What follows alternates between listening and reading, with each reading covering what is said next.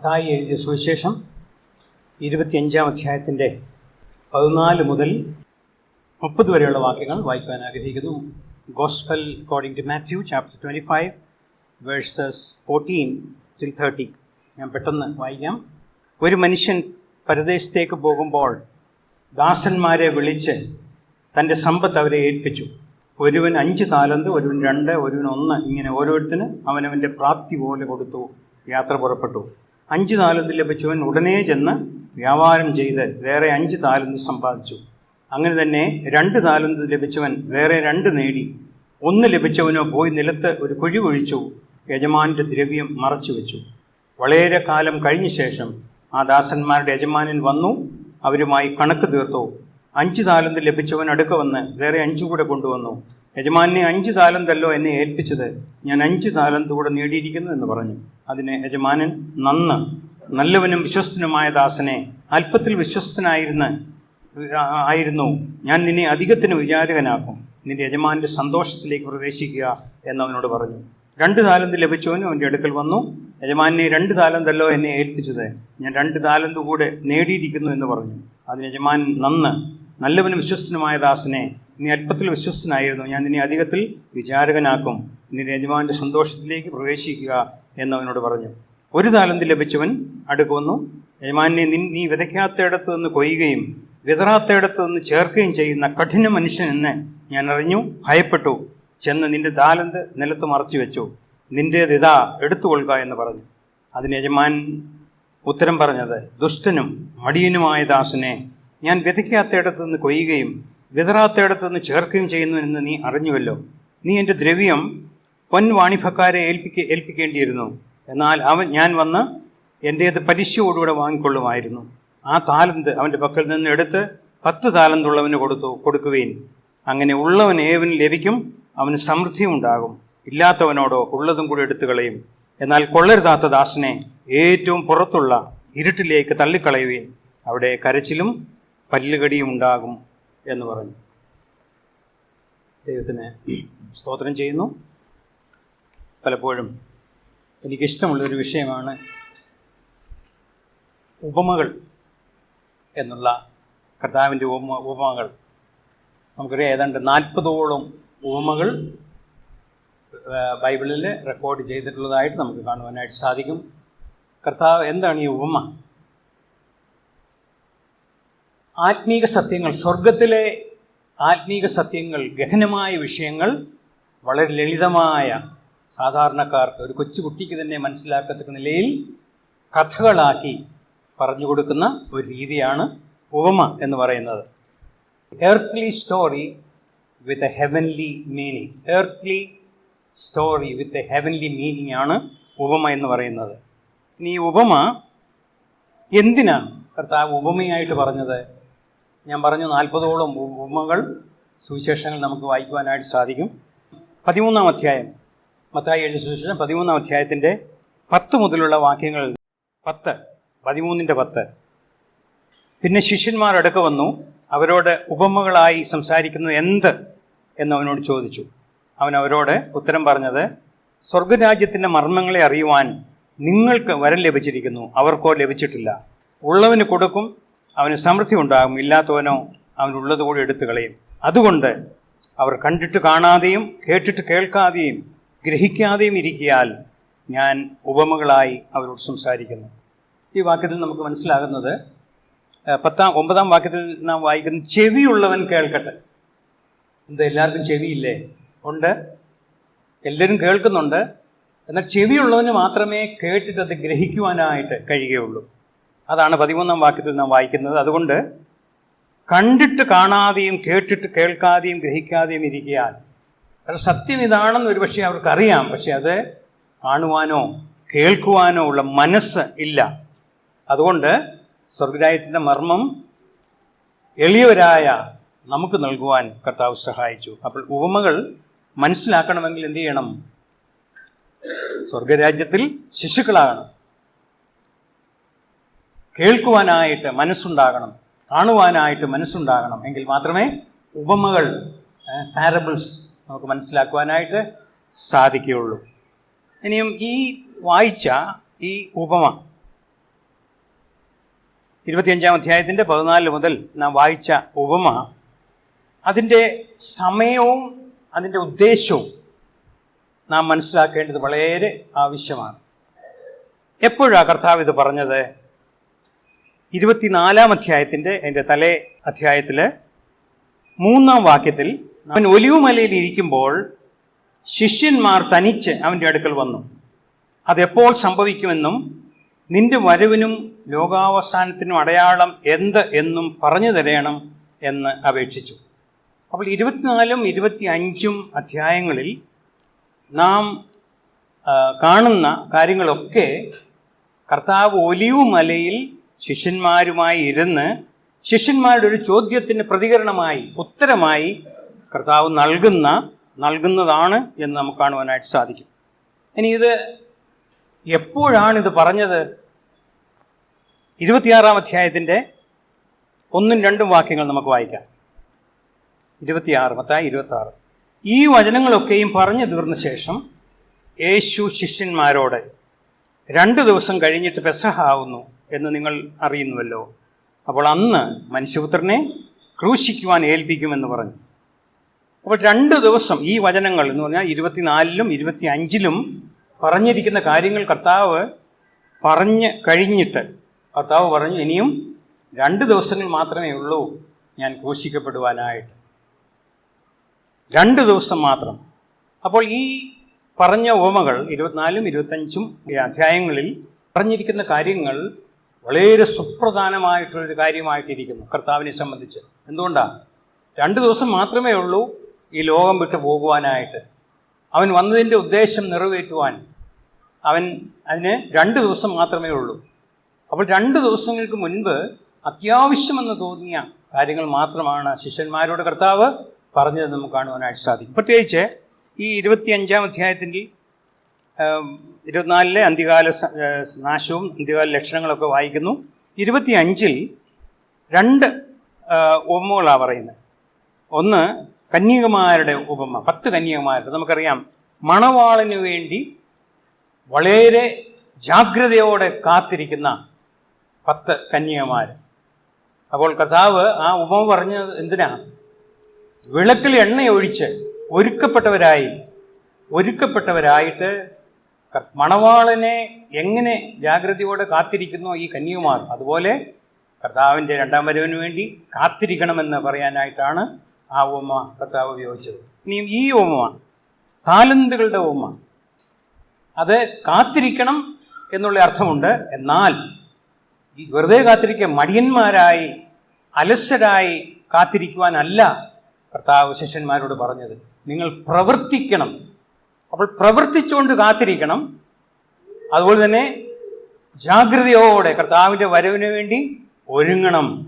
ഇതാണ് ഈ 2 ഉപമകളുടെയും അർത്ഥം എന്ന് നമുക്ക് കാണുവാനായിട്ട് സാധിക്കും. പലരും ഈ ഉപമ, താലന്തുകളുടെ ഉപമ പൈസയുടെ കാര്യമായിട്ട്, സമ്പത്തിനെ പറ്റി, കാരണം സമ്പത്താണ് ഇവിടെ പറയുന്നത്, സമ്പത്തിൻ്റെ ഒരു കാര്യമായിട്ട് മാത്രമാണ് അവർ ചിന്തിക്കുവാനായിട്ട് ആഗ്രഹിക്കുന്നത്. അങ്ങനെയാണ് അവർ ചിന്തിക്കുന്നത്. എന്നാൽ നാം സൂക്ഷ്മമായി ഈ ഉപമ പരിശോധിച്ചാൽ നമുക്ക് മനസ്സിലാക്കുവാൻ സാധിക്കുന്നത് പണം മാത്രമല്ല ഇതിലെ പ്രതിപാദന വിഷയം. തൻ്റെ ദാസന്മാരെ താൻ ശരിയാണ് സമ്പത്ത് ഏൽപ്പിച്ചു, എന്നാൽ അതിനോടൊപ്പം അനേകം ആത്മീക പാഠങ്ങളും ദൈവമക്കളായി നമുക്ക് പഠിക്കുവാനായിട്ടുണ്ട് എന്ന് നമുക്ക് കാണുവാനായിട്ട് സാധിക്കും. ഈ അധ്യായത്തിൽ വേദപുസ്തകത്തിലെ ഏറ്റവും പ്രാധാന്യമേറിയ ഒരു വിഷയം സ്റ്റുവേർഡ്ഷിപ്പ്, അല്ലെങ്കിൽ ചിലപ്പം ഗ്രഹവിചാരകത്വം എന്ന് പറയും, അല്ലെങ്കിൽ കാര്യവിചാരകത്വം. അതായത് കാര്യവിചാരകത്വമുള്ള ബന്ധത്തിലുള്ള അനേക പാഠങ്ങൾ ഈ ഒരു ഉപമയിൽ നിന്നും നമുക്ക് മനസ്സിലാക്കുവാനായിട്ട് സാധിക്കും. എന്താണ് കാര്യവിചാരകത്വം? അതിനെപ്പറ്റി ചില കാര്യങ്ങൾ ചിന്തിച്ച ശേഷം നമുക്ക് ഈ ഉപമയിലേക്ക് നമുക്ക് കിടക്കാം. കാര്യവിചാരകത്വം എന്താണത്? അതിനെപ്പറ്റി നമുക്കെല്ലാം അറിയുന്നവരാണെന്ന് എനിക്ക് തോന്നുന്നു. നിങ്ങളുടെ ഓർമ്മയിലേക്ക് ചില കാര്യങ്ങൾ കൊണ്ടുവരുവാനായിട്ടാണ് ഞാൻ ആഗ്രഹിക്കുന്നത്. എന്താണ് കാര്യവിചാരകത്വം? 3-4 വേദഭാഗങ്ങൾ അതിനുള്ള ബന്ധത്തിൽ നമുക്ക് വായിക്കാം.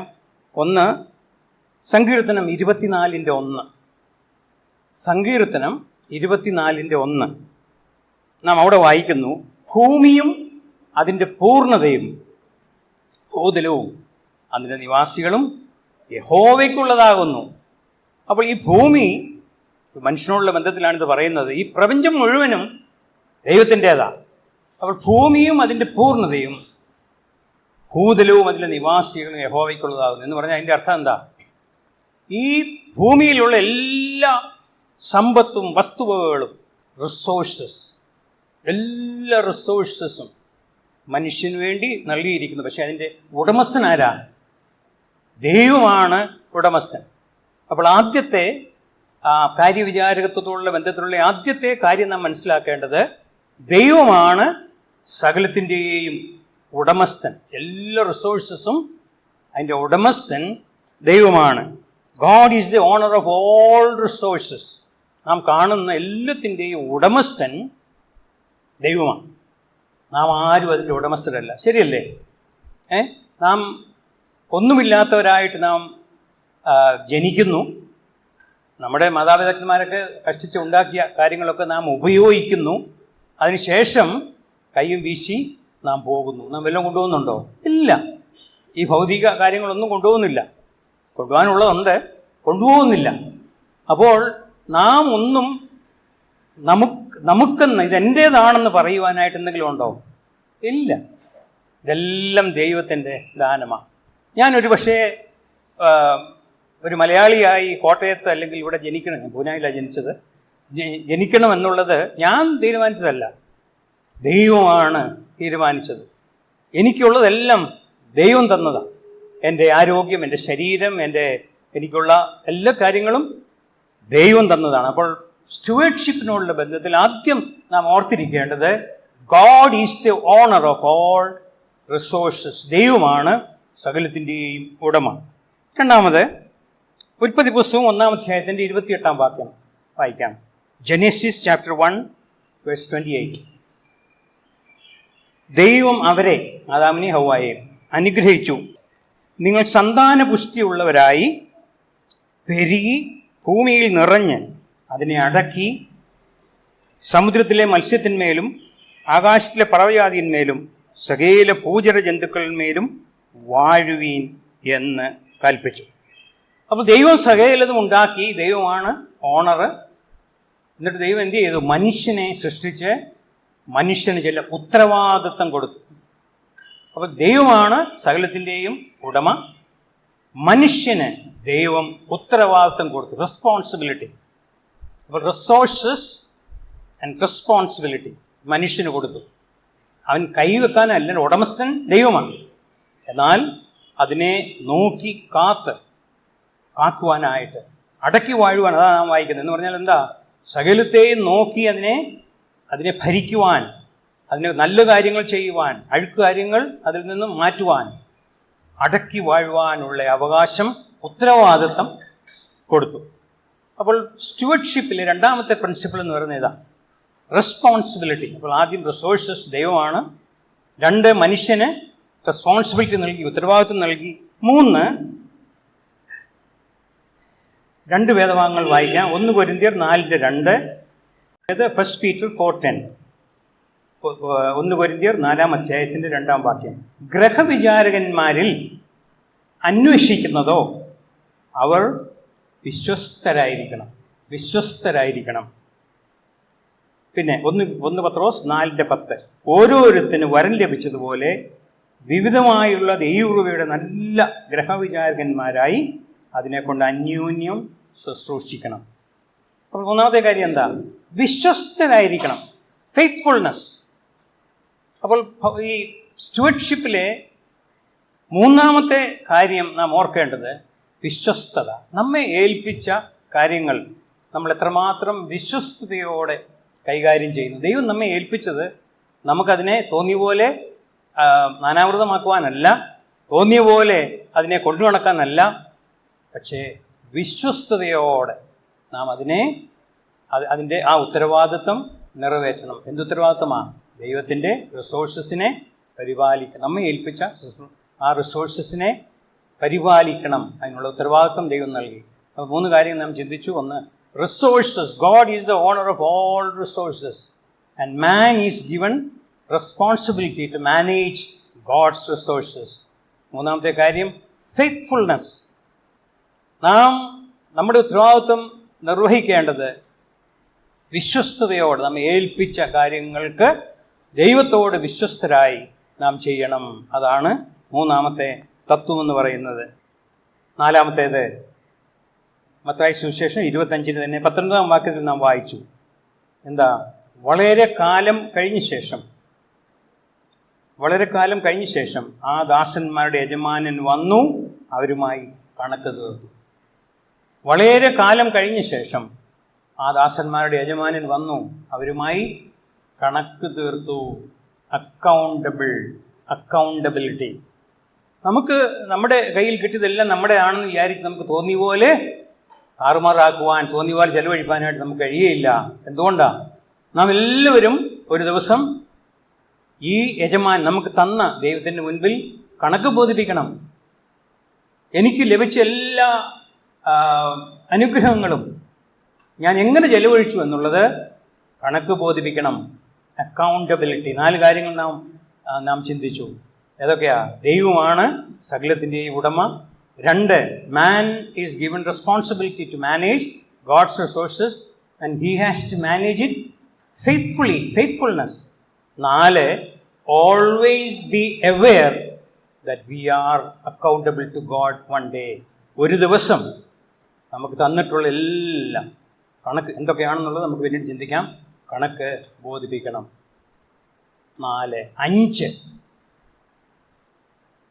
മത്തായി സുവിശേഷം 25-ന്റെ 21-ഉം 26-ഉം വാക്യങ്ങൾ നാം വായിക്കുന്നു. എന്താ? യജമാനൻ വന്ന് ഓരോരുത്തൻ്റെ കണക്ക് നോക്കി. അപ്പോൾ ഒരുവൻ്റെ കണക്കിൽ എന്ത് ചെയ്തു? 5 കൊടുത്തവന് 10 ഉണ്ടായി. അപ്പോൾ യജമാനൻ്റെ പ്രശംസ അവൻ ലഭിച്ചു. നല്ലവനും വിശ്വസ്തനുമായ ദാസനെ. അപ്പോൾ അവനെ അപ്രീഷിയേറ്റ് ചെയ്തു. എൻ്റെ സന്തോഷത്തിലേക്ക്, യജമാനൻ്റെ സന്തോഷത്തിലേക്ക് പ്രവേശിക്കുക എന്ന് പറഞ്ഞ് ആ സന്തോഷത്തിലേക്ക് പ്രവേശിപ്പിച്ചു. അപ്പോൾ ആദ്യത്തെ 2 ദാസന്മാർ 5 താലന്ത് കൊടുത്തവന് അവൻ 5 കൂടെ ഉണ്ടാക്കി അധ്വാനിച്ചു. ഈ യജമാനൻ ദൂരെ പോയപ്പോൾ ഈ ദാസന്മാർ, ഈ കാര്യവിചാരന്മാർ വെറുതെ ഇരിക്കുകയായിരുന്നില്ല. അവരധ്വാനിച്ചു. അതിൻ്റെ ഫലമായി 5 കൂടുതലുണ്ടാക്കി. രണ്ടാമത്തെ ആൾ 2 കൂടെ ഉണ്ടാക്കി. അപ്പോൾ അധ്വാനിച്ചു അവരെ. അപ്പോൾ അതിൻ്റെ ഫലമായിട്ട് യജമാനൻ അവരെ പ്രശംസിക്കുന്നു. നല്ലവനും വിശ്വസ്തനുമായ ദാസന് റിവാർഡ്സ്. അപ്പോൾ വെറുതെ പോകത്തില്ല. നമ്മുടെ അധ്വാനം ഒരിക്കലും വെറുതെ പോകത്തില്ല. 5 കാര്യങ്ങളാണ് നാം കണ്ടത്. എന്തൊക്കെയാ? God is the owner of all resources and man is given responsibility. And 3rd, man has to discharge his responsibility faithfully. 4, always be aware that our master will come and ask for an account. പിന്നെ 5-ാമത്തെ കാര്യം, നമ്മുടെ അധ്വാനം, നമ്മുടെ യജമാനു വേണ്ടി അധ്വാനിച്ചത് വെറുതെ അല്ല, അതിന് റിവാർഡുണ്ട്. ഇനി അധ്വാനിച്ചില്ല എങ്കിൽ 26-ാം വാക്യത്തിൽ നാം വായിച്ചു, ദുഷ്ടനും മടിയനുമായ ദാസന്. അധ്വാനിക്കാത്ത യജമാനൻ്റെ സമ്പത്ത് നൽകി, എന്നാൽ അധ്വാനിച്ചില്ല. അതുകൊണ്ട് അവനെ വിളിച്ചത് എന്താ? ദുഷ്ടനും മടിയനുമായ ദാസനെ എന്ന്. അപ്പോൾ ഈ 5 കാര്യങ്ങളാണ് കാര്യവിചാരകത്വം അല്ലെങ്കിൽ സ്റ്റുവഡ്ഷിപ്പ് എന്ന വിഷയത്തോടുള്ള ബന്ധത്തിൽ നമുക്ക് ചിന്തിക്കുവാനായിട്ട് കഴിയുന്നത്. Resources, responsibility, faithfulness, accountability and reward and judgement. ഈ 5 കാര്യങ്ങൾ. ഇത് പശ്ചാത്തലത്തിൽ വെച്ചിട്ട് ഞാൻ അടുത്ത 5-8 മിനിറ്റ് കൊണ്ട് ഈ എൻ്റെ ശുശ്രൂഷ അവസാനിപ്പിക്കാം. 14-ഉം 15-ഉം വാക്യങ്ങളിൽ ഒരു മനുഷ്യൻ പരദേശത്ത് പോയി തൻ്റെ ദാസന്മാരെ വിളിച്ചു, അവർക്ക് താലന്തുകൾ നൽകി. ഇതാരെ ഈ ഒരു മനുഷ്യൻ? നാം ലൂക്കോസിന് സുവിശേഷം 19-ാം അധ്യായത്തിൽ കുലീനനായ ഒരു മനുഷ്യൻ രാജ്യത്വം പ്രാപിക്കാൻ പോകുന്ന അവിടെ ഇതുപോലെ രൂപമോ അവിടെയും നമുക്ക് കാണുവാനായിട്ട് സാധിക്കും. 2 ദിവസത്തിന് ശേഷം ക്രൂശിക്കപ്പെടുവാനും 3 ദിവസം കല്ലറയിലിരിക്കുവാനും 40 ദിവസം കഴിഞ്ഞിട്ട് ഉയർത്തെഴുന്നേറ്റ് പോകുവാനുമുള്ള നമ്മുടെ കർത്താവ്. അവൻ പരദേശത്തേക്ക് പോകുമ്പോൾ, അപ്പോൾ അതിനു മുമ്പ് തൻ്റെ വിശ്വസ്ത ദാസന്മാരെ വിളിച്ചിട്ട് അവരെ താലന്തുകൾ ഏൽപ്പിച്ചു. എന്താ? അപ്പോൾ യജമാൻ എന്നുള്ളത് നമ്മുടെ കർത്താവാണ്. താൻ പരദേശത്തേക്ക് പോവുകയാണ്. അതിനു മുൻപായി തനിക്കുണ്ടായിരുന്നൊക്കെ 3.5 വർഷക്കാലം തൻ്റെ ശിഷ്യന്മാരെ എല്ലാം താൻ ഭരമേൽപ്പിച്ചു. ദൈവത്തിൻ്റെ ആലോചനകൾ മുഴുവൻ തനിക്ക് പറഞ്ഞു കൊടുത്തു. എന്ത് ചെയ്യണം എന്നുള്ളത് പറഞ്ഞു, എല്ലാം അവർക്ക് കൊടുത്തു. എന്നിട്ട് താൻ പോവുകയാണ്. ഈ ദാസന്മാരാരാ? ഈ ഉപമയിൽ ശിഷ്യന്മാരാ. എന്നാൽ ഇന്ന് നമ്മളാണ്. ദൈവം നമുക്കെല്ലാം തന്നിരിക്കുക. എന്തെല്ലാം കാര്യങ്ങളാണ് ദൈവം നമുക്ക് നൽകിയിരിക്കുന്നത്. നമ്മൾ ഓർത്തു നോക്കി. ഇതെല്ലാം നമുക്ക് തന്നിരിക്കുന്നത് എന്തിനാ? ദൈവത്തിന് അവന് വേണ്ടി വ്യാപാരം ചെയ്യുവാനായിട്ടാണ്. പിന്നെ വേറൊരു കാര്യം നാം ശ്രദ്ധിക്കേണ്ടത്, അക്കോർഡിംഗ് ടു ഹിസ് എബിലിറ്റി, നമ്മുടെ പ്രാപ്തിക്കൊത്തവണ്ണാണ് നമുക്ക് തരുന്നത്. എല്ലാവർക്കും ഒരുപോലെ. ഈ അവിടെ ഉണ്ടായിരുന്ന 3 ദാസന്മാർക്കും 5 വീതം കൊടുത്തില്ല. 5 കൈകാര്യം ചെയ്യാൻ, വ്യാപാരം ചെയ്യുവാനുള്ള കഴിവ് ആ ആദ്യത്തെ ദാസന് മാത്രമേ ഉള്ളായിരുന്നു. അതുകൊണ്ട് അവൻ്റെ കഴിവനുസരിച്ച്, ദൈവത്തിൻ്റെ ജ്ഞാനമനുസരിച്ച് ദൈവത്തിനറിയാം ഇവൻ 5 കൈകാര്യം ചെയ്യുവാനായിട്ട് കഴിയുകയുള്ളൂ. അപ്പോൾ അവൻ 5 കൊടുത്തു. ഇനി ഈ രണ്ടാമത്തെ ആ ദാസൻ്റെ 5 കൊടുത്തു കഴിഞ്ഞാൽ എന്ത് ചെയ്യും? അവനതിനുള്ള കഴിവില്ല. കഴിവ് ദൈവം കൊടുത്തിട്ടില്ല, 2 ഉള്ളൂ. അപ്പോൾ 5ഉം 2ഉം. അപ്പോൾ എന്താണ് നമുക്ക് അതിൽ നിന്ന് മനസ്സിലാക്കുവാനായിട്ട് സാധിക്കുന്നത്? നമുക്ക് എത്രമാത്രം താലന്തുകൾ ലഭിച്ചു എന്നുള്ളതല്ല, നമുക്ക് ലഭിച്ചത് നാം എന്തു ചെയ്തു എന്നുള്ളതാണ് യജമാനൻ നോക്കുന്നത്. നമുക്ക് 5 ലഭിച്ചെന്നിരിക്കാം, 10 ലഭിച്ചെന്നിരിക്കാം, 2 ലഭിച്ചെന്നിരിക്കാം. അപ്പോൾ എത്രമാത്രം കിട്ടി എന്നുള്ളതല്ല, നാം അതുകൊണ്ട് എന്തു ചെയ്തു എന്നുള്ളതാണ് വളരെ പ്രധാനപ്പെട്ടത് എന്ന് കാണുവാനായിട്ട് സാധിക്കും. എന്തൊക്കെയാണ് ഈ താലന്തുകൾ? ഓക്കെ, അന്ന് ഈ താലന്തുകളെ ഏതാണ്ട് ഞാൻ മനസ്സിലാക്കുന്നത് 34 കിലോഗ്രാം സ്വർണ്ണമാണെന്നാണ് ഞാൻ വായിച്ചത്. 34 കിലോ സ്വർണം ഒരു താലന്ത്. അപ്പോൾ 5 ഉള്ളവർക്ക് 34 × 5, അത്രമാത്രം താലന്തുകൾ അന്ന് നൽകിയെന്നാണ് പറയുന്നത്. എന്നാൽ നമ്മോടുള്ള ബന്ധത്തിൽ എന്താ താലന്തുകൾ? നമ്മുടെ ജീവിതം ദൈവം തന്ന ഒരു താലന്താണ്, ദൈവം തന്ന ദാനമാണ്. നമുക്ക് ജീവിക്കുവാൻ ഉള്ള ഉപജീവന മാർഗത്തിനുള്ള വഴിയെ, നമ്മുടെ ആരോഗ്യം, നമ്മുടെ കുടുംബം, നമ്മുടെ കൂട്ടുകാരെ, റിലേഷൻഷിപ്പ്, പിന്നെ നമ്മുടെ ഇൻഫ്ലുവൻസ്, മറ്റുള്ളവരുടെ മേൽ നമുക്ക് നമുക്കുള്ള സ്വാധീനം, പിന്നെ നമ്മുടെ സഭ, ആത്മീക വരങ്ങൾ, നമ്മുടെ സഹവിശ്വാസികളും ദൈവവുമായിട്ടുള്ള കൂട്ടായ്മ, പിന്നെ നാച്ചുറൽ എബിലിറ്റീസ്, നമുക്ക് തന്നിരിക്കുന്ന സ്വാഭാവിക കഴിവുകൾ. അപ്പോൾ സ്പിരിച്വൽ ഗിഫ്റ്റ്സ് തന്നിരിക്കുന്നു ദൈവസഭയിൽ നാം പ്രയോജനപ്പെടുവാൻ. നാച്ചുറൽ എബിലിറ്റീസ് തന്നിരിക്കുന്നു ദൈവസഭയിലും പുറത്തും ഒക്കെ കർത്താവിന് വേണ്ടി പ്രയോജനപ്പെടണം. എന്തൊക്കെയാണ്? ബുദ്ധി തന്നിരിക്കുന്നു, നമുക്ക് നൈപുണ്യം തന്നിരിക്കുന്നു, നമുക്ക് വിദ്യാഭ്യാസം തന്നിരിക്കുന്നു, അറിവ് തന്നിരിക്കുന്നു, അറിവിനെ ഉപയോഗപ്പെടുത്തുവാൻ നമുക്ക് വിസ്ഡം തന്നിരിക്കുന്നു. അപ്പോൾ അറിവുണ്ട്, വിവേകം തന്നിരിക്കുന്നു. പിന്നെ സമയം വളരെ പ്രധാനപ്പെട്ടതാണ്. എപ്രകാരം നമ്മുടെ സമയം ചെലവഴിക്കുന്നു, അവസരങ്ങൾ, എല്ലാറ്റിനും ഉപരിയായി നാം ഇവിടെ വായിക്കുന്നു എന്താണ്? പൊസഷൻസ്. ദൈവം നമ്മൾ തന്നിരിക്കുന്ന സാമ്പത്തിക അല്ലെങ്കിൽ മെറ്റീരിയൽ ബെനിഫിറ്റ്സ്. നാം ആരും ഇത് കൊണ്ടുവന്നതല്ലാണോ? പലരും ഇന്ന് നമ്മുടെ പിതാക്കന്മാർ മുഖാന്തരം നമുക്ക് ലഭിച്ചതുണ്ട്. തനിയെ അധ്വാനിച്ച്, തനിയെ ജോലി ചെയ്ത്, ബിസിനസ് ചെയ്ത് ഉണ്ടാക്കിയവരുണ്ട്. എന്നാൽ ഇതൊക്കെ നമുക്കുണ്ടാകാൻ കാരണം എന്താ? പിതാക്കന്മാരെ നിന്ന് നമുക്ക് ലഭിക്കുവാനായിട്ട് ദൈവം അനുവദിച്ചിട്ടാണ്. അതുപോലെ തന്നെ ജോലി ചെയ്യുവാനായിട്ട്, നാം ബിസിനസ് ചെയ്യുവാനായിട്ടൊക്കെ ദൈവം നമുക്ക് ബലവും അവസരങ്ങളും നമുക്ക് തന്നു. അപ്പോൾ ഇത് നമുക്ക് എൻ്റേതാണ്, ഞാൻ ബിസിനസ് ചെയ്തു, എൻ്റെ അപ്പൻ്റേതാണ്, അല്ലെങ്കിൽ ഞാൻ ജോലി ചെയ്തിട്ടാണ് ഇതൊക്കെ ഉണ്ടാക്കിയതെന്ന് ആർക്കും പറയുവാനായിട്ട് കഴിയുകയില്ല. ഇതെല്ലാം ദൈവം തന്നതാണ്. അപ്പോൾ സ്റ്റുവർഡ്ഷിപ്പ് എന്ന് പറയുന്നത് നമുക്ക് കിട്ടിയത് നാം അതെങ്ങനെ ചെലവഴിക്കുന്നു, എത്രമാത്രം കിട്ടിയെന്നുള്ളതല്ല, അതെങ്ങനെ ചെലവഴിക്കുന്നു എന്നുള്ളതാണ് നമുക്ക് കാണുവാനായിട്ട് സാധിക്കും. രണ്ടാമത്തേത്, അപ്പോൾ ആദ്യം പരദേശത്തേക്ക് പോയി ഈ താലന്തുകൾ നൽകി. നമ്മോടുള്ള ബന്ധത്തിൽ ഈ താലന്തുകൾ എന്തൊക്കെയാണെന്നുള്ളത് നാം ചിന്തിക്കുകയുണ്ടായി. 2, ഈ താലന്ത് ലഭിച്ച ആൾക്കാർ 3 പേരും പുറത്തുപോയി. 2 പേര് എന്ത് ചെയ്തു? ഉടനെ നമ്മുടെ ഒരു വാക്ക് വായിക്കുന്നു, 5 താലന്ത് ലഭിച്ചവൻ ഉടനെ ചെന്ന് അവൻ്റെ മുമ്പിൽ ടൈം വേസ്റ്റ് ചെയ്യാനില്ലായിരുന്നു. ഓരോ ദിവസവും ഓരോ മണിക്കൂറും യജമാനു വേണ്ടി പ്രവർത്തിച്ച് ലാഭം ഉണ്ടാക്കണമെന്നുള്ളതായിരുന്നു അവൻ്റെ ഉദ്ദേശം. ഉടനെ ചെന്ന് വ്യാപാരം ചെയ്തു. അതുപോലെ തൻ്റെ ഉത്തരവാദിത്വം താൻ മനസ്സിലാക്കി താൻ പെട്ടെന്ന് അവിടുന്ന് പ്രവർത്തിച്ചു. മാത്രമല്ല, ഈ ബിസിനസ് ചെയ്യുമ്പോൾ, വ്യാപാരം ചെയ്യുമ്പോൾ റിസ്ക് ഇല്ലേ, നഷ്ടപ്പെട്ടു പോകാനായിട്ടുള്ള സാധ്യത. അവൻ കാൽക്കുലേറ്റഡ് റിസ്ക് എടുത്തു എന്ന് പറഞ്ഞാൽ നഷ്ടപ്പെടാതെ വണ്ണം എങ്ങനെ വ്യാപാരം ചെയ്യാം ആ കാര്യം അവൻ ചിന്തിച്ചു. ദൈവം അവന് നൽകിയ ബുദ്ധി അനുസരിച്ച് അവൻ ചിന്തിച്ചു, വ്യാപാരം ചെയ്തു, അതിൻ്റെ ഇരട്ടി ഉണ്ടാക്കി എന്ന് നമുക്ക് കാണുവാനായിട്ട് സാധിക്കും. അപ്പോൾ ഫലമുണ്ടാകണമെങ്കിൽ, ദൈവം നമുക്ക് തന്ന താലന്തുകൾ ഫലമുണ്ടാകണമെങ്കിൽ എന്ത് ചെയ്യണം?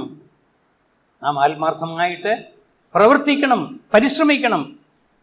ഇവൻ ദൈവം തന്നിട്ടുണ്ട്, പരിശ്രമിക്കാതെ ഒരിക്കലും ഫലമുണ്ടാകത്തില്ല.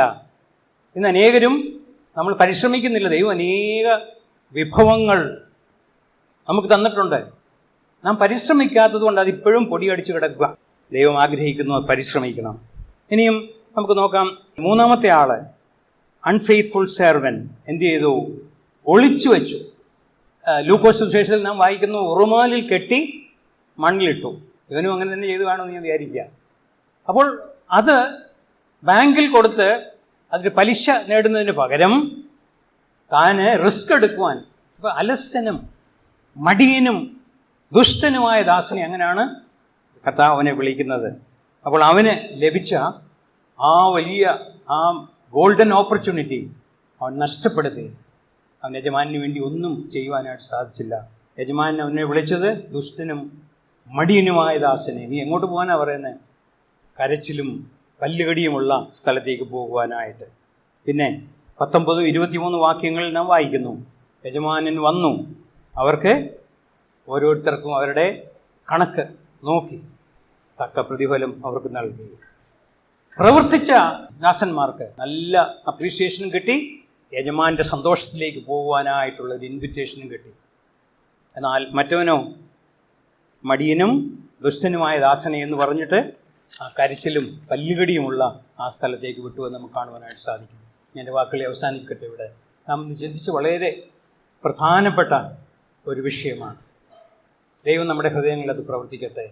സ്റ്റുവർഡ്ഷിപ്പ് എന്നുള്ളത് ഉൽപ്പത്തി പുസ്തകം മുതൽ വെളിപ്പാട് പുസ്തകം വരെയുള്ള ഭാഗങ്ങൾ നമുക്ക് കാണുവാനായിട്ട് സാധിക്കുന്ന ഒരു കാര്യമാണ്. ഡിസ്പെൻസേഷൻ എന്നുള്ള കാര്യം നാം പഠിക്കുന്നില്ല. എന്താണ് ഡിസ്പെൻസേഷൻ?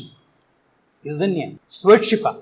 ആദാമിനും ഹവ്വായിക്കും ദൈവം ഉത്തരവാദിത്വം കൊടുത്തു, റിസോഴ്സസ് നൽകി, ഉത്തരവാദിത്വം നൽകി.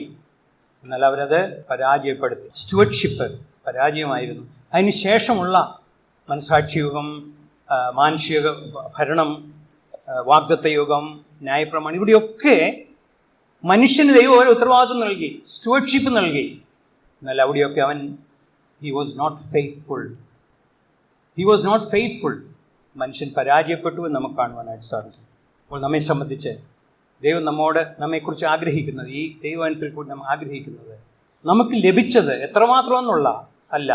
ഒരുപക്ഷെ എനിക്ക് കോടിക്കണക്കിന് സ്വത്തുണ്ടായിരിക്കാം, എനിക്ക് വലിയ അതിബുദ്ധി ഉണ്ടായിരിക്കാം, എനിക്ക് വലിയ കുടുംബ ബന്ധങ്ങളുണ്ടായിരിക്കാം, സുഹൃത്ത് വലയങ്ങളുണ്ടായിരിക്കാം. അതിലൊന്നും ഒരു കാര്യവുമില്ല. അത് എപ്രകാരം ഉപയോഗിക്കുന്നു എന്നുള്ളതിലാണ് നാം കാര്യം ഉള്ളത് എന്ന് നമുക്ക് മനസ്സിലാക്കുവാനായിട്ട് സാധിക്കും. അതുകൊണ്ട് വരുന്ന ദിവസങ്ങളിൽ കർത്താവ് നമുക്ക് നൽകുന്ന ചുറ്റുപാടുമുള്ള കാര്യങ്ങളൊക്കെ ഓർക്കുമ്പോൾ, കഴിഞ്ഞ ആഴ്ചയിലാണെങ്കിൽ ഞാൻ പറഞ്ഞു, എയർ ഇന്ത്യയുടെ ഫ്ലൈറ്റ് ഒരിക്കലും വിചാരിക്കാത്ത, എനിക്ക് തോന്നുന്നത് ആരോ ഒരു ഫോട്ടോ ഷെയർ ചെയ്തു, തിരുവനന്തപുരത്തുള്ള ഒരു ഭാര്യയും ഭർത്താവും മക്കളും ഒക്കെ ഇങ്ങനെ സന്തോഷത്തോടെ ആ ടേക്ക് ഓഫ് ചെയ്യുന്ന സമയത്ത് ഇരിക്കുന്നത് ഒന്ന് ഓർത്ത് നോക്കി. അവരുടെ മുഖത്ത് നോക്കിയാലേ നമുക്ക് ഒന്നും ചിന്തിക്കാനായിട്ടില്ലേ? അടുത്ത നിമിഷത്തിൽ അവർ പൊട്ടി തീകോളമായി മാറുക. നമ്മുടെ ജീവിതം ഇത്രയേ ഉള്ളൂ. നമുക്കൊന്നും ഇവിടുന്ന് കൊണ്ടുപോകാനില്ല. നമ്മുടെ യജമാനൻ മുമ്പിൽ നാം കണക്ക് ബോധിപ്പിക്കണം. നിനക്ക് ഇത്രയും ഞാൻ തന്നു, നീ എന്തുകൊണ്ട് അത് പ്രയോജനപ്പെടുത്തിയില്ല? അപ്പോൾ 5 കാര്യങ്ങളാണ് സ്റ്റുവർഡ്ഷിപ്പിനോടുള്ള ബന്ധത്തിൽ നാം ഇന്ന് ചിന്തിച്ചത്. ദൈവമാണ് സകലത്തിൻ്റെയും ഉടമസ്ഥൻ. God is the owner of all resources. മനുഷ്യരായ നമ്മെ ആ റിസോഴ്സസ് മാനേജ് ചെയ്യുവാനായിട്ട് ദൈവം ഏൽപ്പിച്ചിരിക്കുക. അതെങ്ങനെ മാനേജ് ചെയ്യണമെന്നാണ് ദൈവം ആഗ്രഹിക്കുന്നത്? ഫെയ്ത്ത്ഫുള്ളി, വിശ്വസ്തയോടുകൂടി. മാത്രമല്ല, നാം എപ്പോഴും ബോധവാന്മാരായിരിക്കേണ്ടത്. ഒരു ദിവസം നാം കണക്ക് ബോധിപ്പിക്കണം. ദൈവമക്കളായി നാം എപ്പോഴാണ് കണക്ക് ബോധിപ്പിക്കുന്നത്? അവനവൻ ശരീരത്തിലിരിക്കുമ്പോൾ നല്ലതായാലും തീയതാകലും തക്കത പ്രതിഫലം പ്രാപിക്കേണ്ടതിനെ ക്രിസ്തുവിൻ്റെ ന്യായാസനത്തിന് മുൻപാകെ നാം വെളിപ്പെടേണ്ടതാണ്. നാം അന്ന് വെളിപ്പെടും. ഇന്നോ നാളെയോ നമ്മുടെ ശ്വാസം പോകും. എന്നാൽ വെളിപ്പെടുമ്പോൾ ലജ്ജിതരാകാതിരിപ്പാൻ കർത്താവ് നമ്മെ സഹായിക്കട്ടെ. മാത്രമല്ല, നമുക്ക് അപ്രിസിയേഷൻ, അക്കൗണ്ടബിലിറ്റി, റിവാർഡ്, തീർച്ചയായിട്ടും നമുക്ക് റിവാർഡ് ലഭിക്കും. നാം പ്രവർത്തിച്ചില്ലെങ്കിൽ നമുക്ക് ന്യായവിധി ഉണ്ടാകും. രക്ഷിക്കപ്പെട്ടവരാണെന്നുണ്ടെങ്കിൽ ലജ്ജിതരാകും. മറ്റുള്ളവരൊക്കെ വലിയ കിരീടങ്ങളൊക്കെ ക്രിസ്തുവിൻ്റെ ന്യായാസനത്തിൻ്റെ മുമ്പാകെ നിന്ന് പ്രാപിക്കുമ്പോൾ ഒന്നും ചെയ്യാത്തവരെ, കഷ്ടിച്ച് കടന്നുകൂടിയവരെ എന്തു ചെയ്യും? അവർ ലജ്ജിതരാകും. പ്രിയ ദൈവമക്കളെ, നാം ലജ്ജിതരാകാതെ കർത്താവിന് വേണ്ടി പ്രവർത്തിപ്പാൻ കർത്താവ് നമ്മെ സഹായിക്കട്ടെ. ഈ വചനത്താൽ ദൈവം നമ്മെ അനുഗ്രഹിക്കട്ടെ.